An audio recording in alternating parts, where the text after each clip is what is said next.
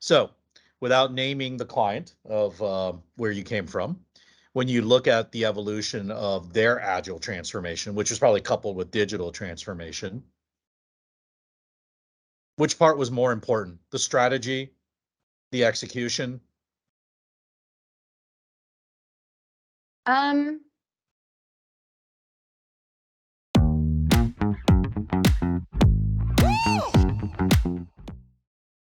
All right, welcome everybody. Today we're going to talk to Katy Ryan. Katy is one of our Agile specialists. She can play a PO, she could play a Scrum Master, and is someone who's got a unique bit of background in that she had worked for industry for a major public utility before getting into the consulting industry. So welcome, Katy. How are you doing today? Thanks, Andy. Doing well. Great, great. So we're just going to jump right into it. Why do you think Agile has gotten so much momentum, say in the last 5 to 10 years? It's been around for quite some time, but it just seems like it's now gone mainstream. Why do you think that is, and why now? Well, a very short answer to that question is that I think it works. It works better than the traditional methods, waterfall, that most companies have been using forever. One word I think I hear a lot, and I'm sure everyone can relate to, is analysis paralysis. So what sometimes we get stuck. I've worked on so many projects in my career before starting to work in Agile, where you spend up to a year all working on all of this analysis and data and trying to figure out what's the best approach. And with Agile, you can get immediate feedback. You can build something, you can get it out there, whether that's feedback from directly from your users, whether it's just feedback from the team who's putting together all of the data that you were using before. It allows you to move fast. And it sounds maybe scary at first, but once you kind of get into that rhythm, it really works and it gives you immediate results. So I think that's why it's been adopted so easily and it's kind of grown as fast as it has. Yeah, like especially when you think about um, industries that you traditionally think as stodgy and really not on the cutting edge of things. It's surprising to me that I see more and more of those companies not only adopting agile but in some ways becoming leaders and case studies for how agile should work. So for someone, as surprising as this may sound, who's still kind of in the traditional waterfall rules, right? What's your best piece of advice to get into the agile game? I feel like you asked me this question because that's the career path that I took. So I definitely started in more of like a traditional project management, program management, waterfall world. I remember the first interview really I had going in to learn about this product owner role, and words like agile and scrum were being thrown around and I had no idea what they meant. Um, I honestly, this is maybe a lame answer, but I think that you should learn about it. Learn about Agile, read about it. That is what I Mhm. did. I dove straight in. Some people gave me like a website, there's just Google Agile Yeah. methodology and read about it and talk to people who are in it, who do it. My kind of first day on the job transitioning kind of into this role, and what I did is I found somebody at the company I was working on who did do agile. So there, you can find maybe within the same space you're already working in or a contact that you already have, reach out to that person, ask them. I remember the first time, the first thing they taught me was like the invest acronym of how to write a user story. And if you don't know that, you should definitely Google it.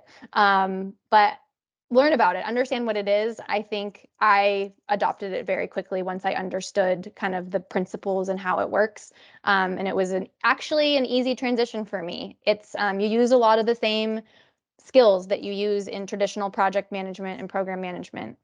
You still, you have to be detail oriented. You have to be organized and on top of everything, and you still have to define business requirements. It's just in a more fun way.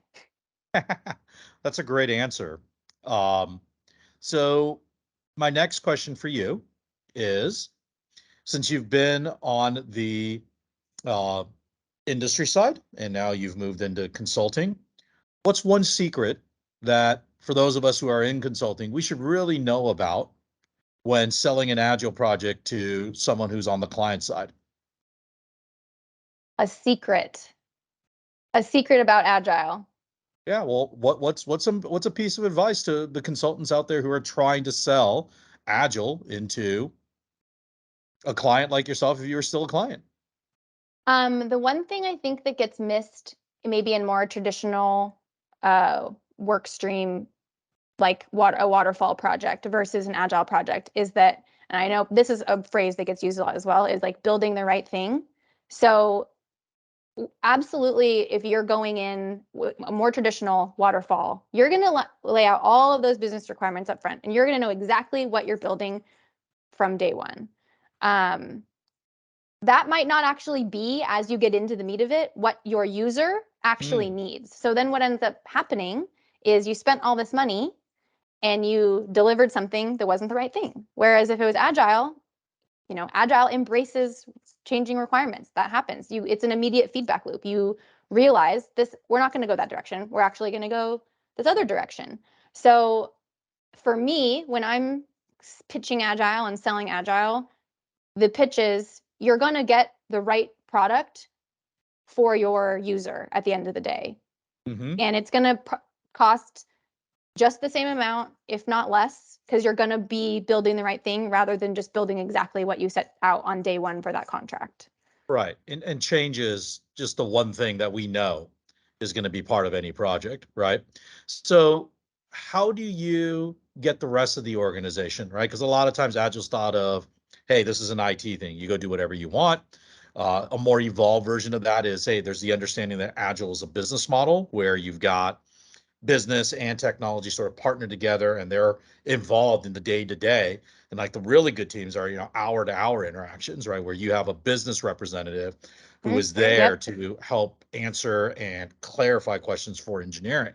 But then exactly. there's procurement and vendor management, right? Where for years and years, the measurement on a vendor is going to be more around time, scope, and budget. Any thoughts on that? I think that you're exactly right. There's kind of to shift into more of like an agile delivery model. I think of it in exactly like you're saying, there's two ways. There's one of them is more functional. So you need to kind of adjust the way that your team is set up. You need to make sure you have those business users that are available to your team on a regular basis. It's not all upfront anymore. It's, an ongoing process. So that's very like specific and functional. That's also all the procurement pieces.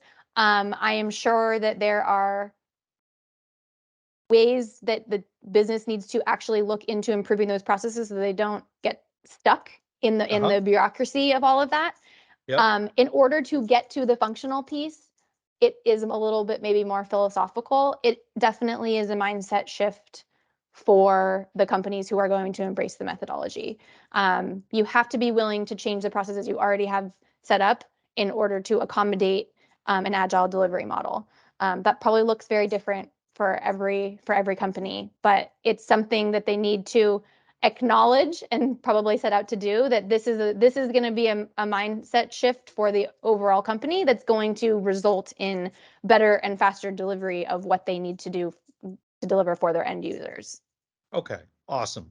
So, without naming the client of where you came from, when you look at the evolution of their agile transformation, which was probably coupled with digital transformation,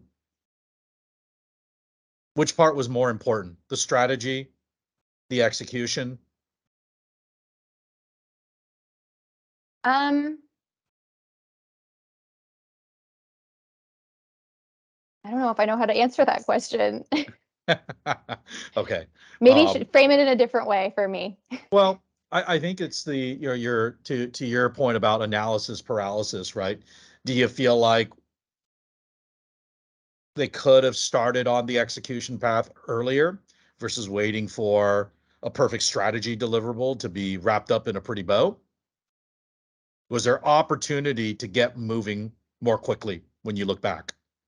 Always, there's always opportunity to move more quickly. Um, it's it is, I think, tough to take the first step, Hmm. but once you take that step, it moves really fast. So in the example of where I came from, um, there were still parts of the business that were still operating waterfall. And this one smaller piece just said, no, uh, we're going to take a chance on this. Yep. And by just taking that first step, they eventually took the rest of the business with them. And for those bigger, the procurements of, within the company, they had to just come along for the ride. They had to shift the way that they work in order to accommodate it, which was probably tough because they still had other parts of the business operating in the more Yeah. traditional way. But I think absolutely it could have happened sooner. I wish it had happened sooner. It would have been a different career experience for me. Uh-huh. But I'm just glad that we got there eventually. I think Great. it's been really positive for the company itself, and now they are moving much faster. Awesome. Final question. Yes. Um, there's a lot of people out there who will say, Agile works if you don't have vendors, but if you have a partner, and again, going back to the way of measuring partners' success is by their outputs by a certain date, Yep. within a certain budget. And, Agile sort of stands against that and says it's really about the quality and making a business impact. You've now been at two consulting organizations. Hmm. What's your take? Is there a place for consulting organizations to run in an agile model with their customers? Absolutely. I really enjoy the consulting space. That's why I'm still here. And I started my agile career not in consulting. Okay. Um, I think that being it's different. It is a little bit different. Hmm. There is still a piece of it that we are delivering for our client. Um, but it actually breeds a stronger partnership with the clients running in agile than running in traditional waterfall model, just like you said. Instead of just having very high level, are we meeting our scope, budget, timelines, it is constant collaboration with Hmm. your client as part of your team to deliver, again, coming back to this, the right thing for their Yeah. customer, for their team, whoever they're building that product for. So absolutely. I think all consultancies should run in an agile model. Um, I think it works really well. Great. Well, I really appreciate your time, Katie. Thank you for taking the time to share your thoughts. And we'll see you, everybody else, on the next episode. You're Thanks, welcome. everybody. Thanks so much, Andy. All right. Bye, Katie.